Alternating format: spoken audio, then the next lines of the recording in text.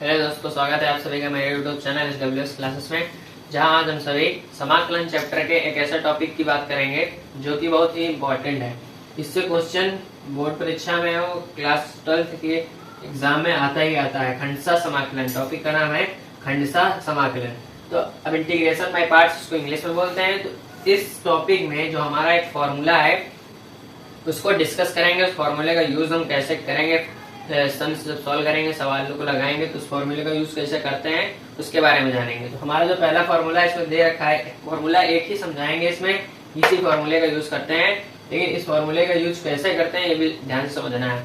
Formula है कि समाकलन, जब ये होता क्या है फॉर्मूला कि मतलब जब दो फंक्शंस जो होते हैं वो मल्टीप्लीकेशन में लिखे होते हैं, गुणे में लिखे होते हैं, तो उन दोनों फंक्शंस का हम समाकलन कैसे करें, तो इसलिए फॉर्मूला बनाया गया है। तो इसमें फॉर्मूला है कि समाकलन फर्स्ट एंड सेकंड मतलब फर्स्ट मल्टीप्लाई सेकंड का समाकलन कैसे करेंगे।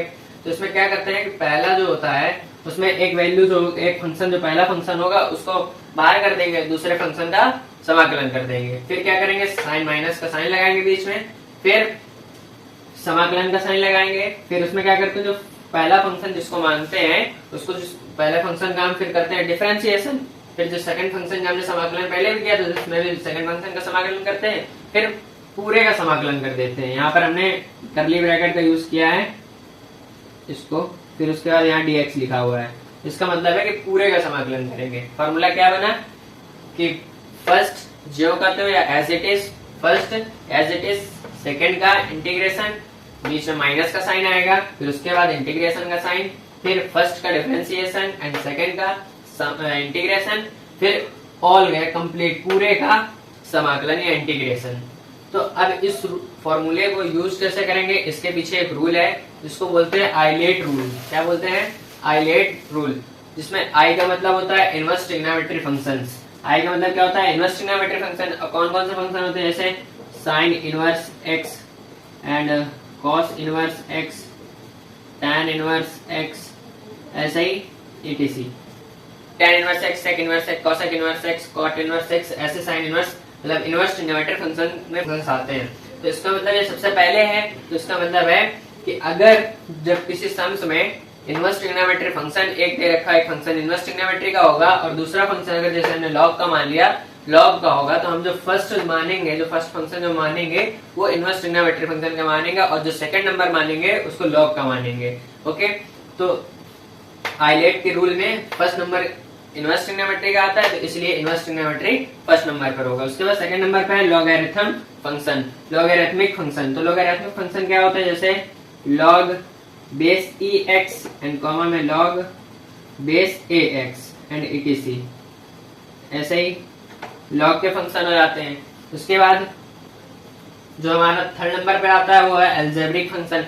तो अलजेब्रिक फंक्शन में क्या आता है, जैसे x आ गया, x square, x cube etc, ऐसे फंक्शन कई सारे आ गए। जैसे हमने कह दिया कि sine inverse x and x मतलब x साइन इनवर्स x का हमें इंटीग्रेशन करना है, तो कैसे करेंगे, तो आइलेट रूल लगाएंगे। साइन इनवर्स x दे रखा है, इनवर्स ट्रिग्नोमेट्री फंक्शन का कोई फंक्शन दे रखा है, अलजेब्रिक फंक्शन दे रखा है, तो उसमें क्या करेंगे, जो फर्स्ट नंबर मानेंगे वो इनवर्स ट्रिग्नोमेट्री फंक्शन को मानेंगे एंड जो अलजेब्रिक फंक्शन है उसको सेकंड नंबर मानेंगे, फिर ये वाला फॉर्मूला यूज कर देंगे, जिससे हमारा आंसर आ जाएगा।